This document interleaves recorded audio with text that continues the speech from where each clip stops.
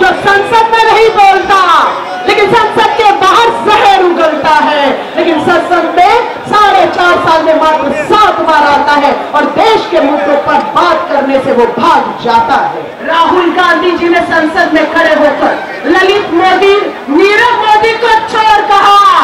मानहानि किसकी हो गई? मोदी जी और भाजपाइयों की मानहानि हो जाती।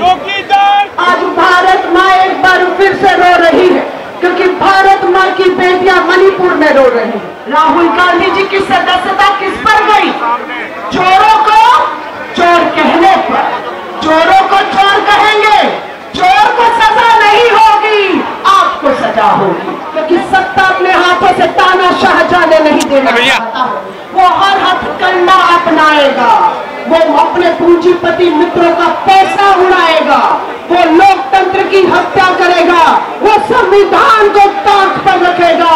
हम वो आवाज उठाएंगे और मुंह तोड़ जवाब उन्हें भी देंगे जो आज हथियारों के दम पर, जाति और धर्म के दम पर इस देश को अराजकता और आग में झोंकना चाहते। तानाशाह को मजबूर करेगा जो संसद से भाग रहा है, उसे संसद की चर्चा में सर। भवन में वित्त मंत्रालय ने लिखित में एक बार फिर दिया है कि देश के सरकारी बैंकों में कितना कर्ज किसानों का और कितना कर्ज पूंजीपति मित्रों का माफ किया है। वित्त मंत्रालय लिख कर देता है कि पिछले 9 सालों में मोदी सरकार ने 14 लाख करोड़ पूंजीपति मित्रों का माफ किया है और किसानों का 1 रुपया भी माफ नहीं किया है। राहुल गांधी जी की सदस्यता किस पर गई? चोरों को चोर कहने पर। चोरों को चोर कहेंगे, चोर को सजा नहीं होगी, आपको सजा होगी। मैं पूछना चाहती हूँ, चीख कर बताइए, आपके घर में, आपकी तिजोरियों में आपका मेहनत ईमानदार का पैसा अगर कोई लेकर भागे तो उसे चोर नहीं कहेंगे तो क्या कहेंगे? राहुल गांधी जी ने नीरव मोदी, ललित मोदी, जो आपका हमारा सरकारी बैंकों में मजदूर किसान का पैसा था, उसे लेकर वो भागे या नहीं भागे? वो चोर है या नहीं है? राहुल गांधी जी ने संसद में खड़े होकर ललित मोदी, नीरव मोदी को चोर कहा। मानहानि किसकी हो गई? मोदी जी और भाजपाइयों की मानहानि हो जाती है, मानहानि हो जाती है। एसपीजी सुरक्षा खींची राहुल जी की, सरकारी बंगला छीना, सदस्यता छीनी, 2 साल जेल भेजने की तैयारी में बैठी थी भाजपा सरकार, पर सुप्रीम कोर्ट पहुंचते पहुंचते हमें पता था सत्य की जीत होगी, न्याय की जीत होगी और ये जीत लोकतंत्र की जीत है, राहुल गांधी और इंडिया की पहली जीत है। मैं आप सबसे कहूंगी, आपका नेता राहुल गांधी दिन रात आपके लिए लड़ रहा है।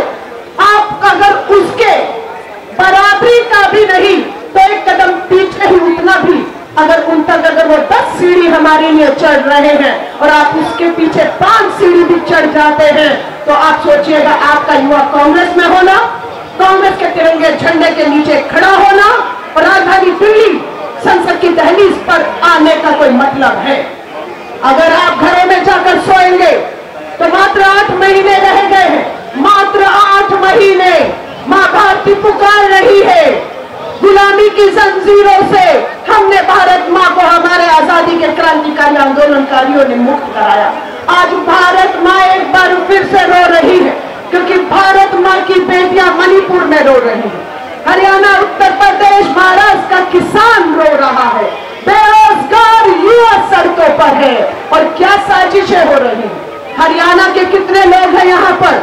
हाथ खड़ा करें जो हरियाणा के आए हैं, सलाम करते हैं आपको। हरियाणा जब अभी जाति के धर्म की हिंसा में चलना शुरू हुआ तो हम जैसे को पता लगा कि आजादी के 75 सालों में हरियाणवी को सलाम है जिनसे ये सुनने को मिला कि 75 सालों में कभी भी हरियाणा में धर्म के नाम पर दंगे नहीं हुए या वो पता नहीं है। ये डबल इंजन की सरकार है जिसने हरियाणा पर यह धब्बा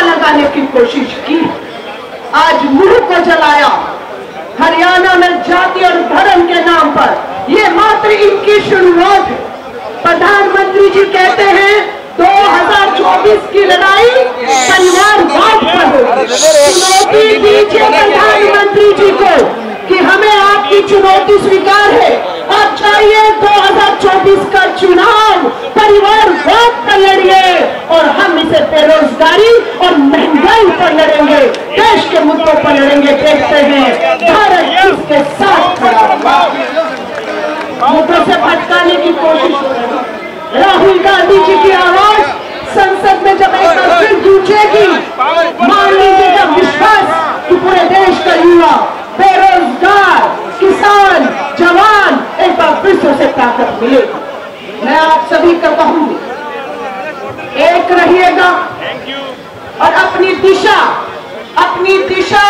अपनी मंजिल से नजर मत हटने दीजिएगा, क्योंकि आने वाले 8 महीने आपके लिए, हमारे लिए, देश की युवा शक्ति के लिए, 140 करोड़ आबादी के लिए बेहद ही नाजुक दौर से गुजरने वाले हैं।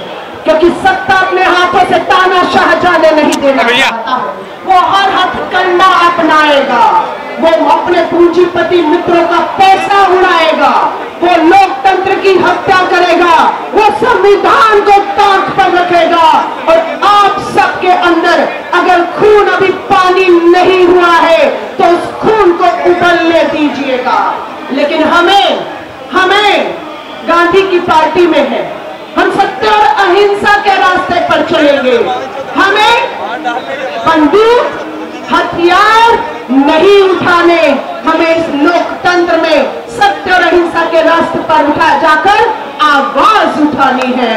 हम वो आवाज उठाएंगे और मुंह तोड़ जवाब उन्हें भी देंगे जो आज हथियारों के दम पर, जाति और धर्म के दम पर इस देश को अराजकता और आग में झोंकना चाहते हैं। मैं आप सभी से कहूंगी, युवा कांग्रेस के राष्ट्रीय अध्यक्ष मेरे छोटे भाई पीवी श्रीनिवास जी को, प्रभारी कृष्णाला वरु जी को, हर प्रदेश से प्रदेश अध्यक्ष, जिला अध्यक्ष, राष्ट्रीय कार्यकारिणी सभी से कहूंगी, आप यहां पर हैं तो आप मत सोचिएगा 10:30 बजे का कार्यक्रम था, घर में लाइव देख रही थी आपको। मैं अकेली नहीं, युवा कांग्रेस के मनु 1.5 मिलियन फॉलोअर खाली ट्विटर पर, मैं ठीक कह रही हूं, 15 लाख लोग मात्र ट्विटर, फेसबुक पर और देश के कोने कोने में यहां पर आए आप लोगों को देख रहे हैं। क्योंकि वो नहीं आ पाए किन्हीं कारणों से, लेकिन वो आपसे उम्मीद लगाए बैठे हैं कि हम नहीं पहुंचे, पर हमारा भाई संसद के बाहर दिल्ली की दहलीज पर आकर अपना लठ लेकर बैठ गया है और इस तानाशाह को मजबूर करेगा जो संसद से भाग रहा है, उसे संसद की चर्चा में। राहुल गांधी जी की स्पीच का समय हो रहा है। ये तानाशाह कितना कायर और डरा हुआ है, एक और खुलासा करके बात खत्म करूंगी। पिछले 4.5 साल में संसद में प्रधानमंत्री जी मात्र 7 बार आए। कितनी बार? 7 बार। 4.5 साल में प्रधानमंत्री देश का संसद में 7 बार आता है और 7 बार बोलते हैं, उसमें से 5 बार मजबूरी में बोले क्योंकि राष्ट्रपति जी का भाषण था और उनके अभिभाषण के बाद प्रधानमंत्री जी को बोलना होता है, और उसके बाद मात्र 2 बार बोले। आपको 140 करोड़ के लोगों को ऐसा प्रधानमंत्री चाहिए जो संसद में नहीं बोलता, लेकिन संसद के बाहर जहर उगलता है, लेकिन संसद में 4.5 साल में मात्र 7 बार आता है और देश के मुद्दों पर बात करने से वो भाग जाता है। आप सभी से कहूंगी, मुद्दों से भटकाया जाएगा, आप सब एक रहिएगा। इन्हीं शुभकामनाओं के साथ देश भर से आए, हर राज्य से आए भारतीय राष्ट्रीय युवा कांग्रेस के लोगों को कहूंगी, इस चुनौती के सफर में इंडिया राहुल गांधी जी का नारा है, आपको दोहराने को कहूंगी। जुड़ेगा भारत, जीतेगा इंडिया।